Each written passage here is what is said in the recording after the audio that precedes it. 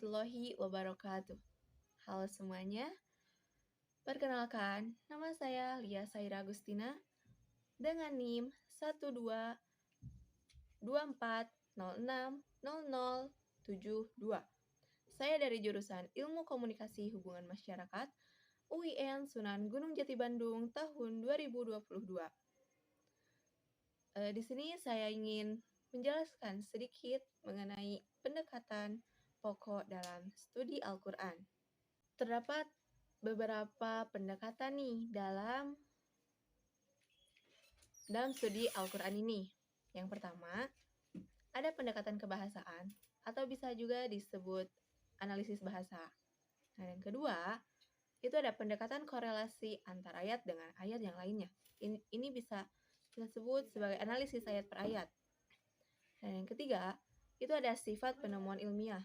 Dan yang keempat, itu ada studi hermeneutik. Nah, yang pertama, itu ada pendekatan kebahasaan atau bisa juga disebut sebagai analisis bahasa. Telah disepakati oleh semua pihak bahwa untuk memahami isi kandungan Al-Quran dibutuhkan berpengetahuan bahasa Arab. Dan untuk memahami arti suatu kata dalam redaksi suatu ayat, seseorang terlebih dahulu harus meneliti apa saja nih pengertian yang dikandung oleh ayat tersebut. Dan bisa dikatakan bahwa seseorang yang ingin meneliti tentang ilmu-ilmu Al-Quran harus mengetahui betul tentang kaidah-kaidah bahasa Al-Quran itu sendiri. Dalam hal ini, itu perlunya berbahasa Arab, sehingga ia mampu memahami isi yang terkandung dalam ayat tersebut. Nah, yang kedua, itu ada pendekatan korelasi antara ayat dengan ayat yang lain. Ini bisa dikatakan sebagai analisis ayat per ayat. Pemaknaan suatu ayat tidak akan sempurna jika tidak diikuti oleh makna ayat sebelum maupun sesudahnya. Dengan demikian, terjadinya hubungan sebab akibat antara satu ayat dengan ayat yang lainnya, baik sebelum maupun sesudahnya. Nah, ada juga yang ketiga, yaitu sifat penemuan ilmiah. Berkenaan dengan ini, Quraisy Shihab mengemukakan pandangannya bahwa yang dijelaskan para ahli dari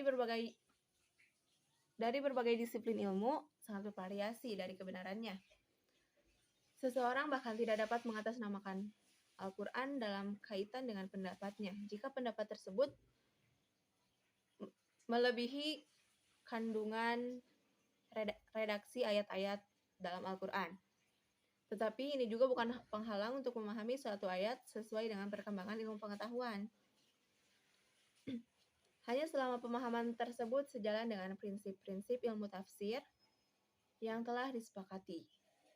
Nah, untuk yang keempat, itu ada studi hermeneutik. Ini juga bisa dikatakan sebagai cara pendekatan yang baru. Nah, sebagai cara pendekatan baru ini, studi hermeneutik tidak selamanya bisa diterima oleh seluruh umat Islam. Karena bisa dibilang kata ini masih aneh dan sulit ditemukan dalam katalog hasanah Islam klasik. Namun perlu diakui bahwa dengan pendekatan hermeneutik ini, kajian-kajian lebih bersifat interdisipliner mengenai Al-Quran. Karena Al-Quran selain berbicara tentang nilai-nilai keagamaan, Al-Quran juga banyak berbicara mengenai isyarat-isyarat ilmu pengetahuan, bahkan rekaman sejarah Nabi, masa-masa sebelum Al-Quran diturunkan kepada Nabi Muhammad SAW sebagai Rasul terakhir. Sekian yang saya dapat sampaikan. Terima kasih atas perhatiannya. Karena tadi diawali dengan salam, maka ditutupnya juga dengan salam ya.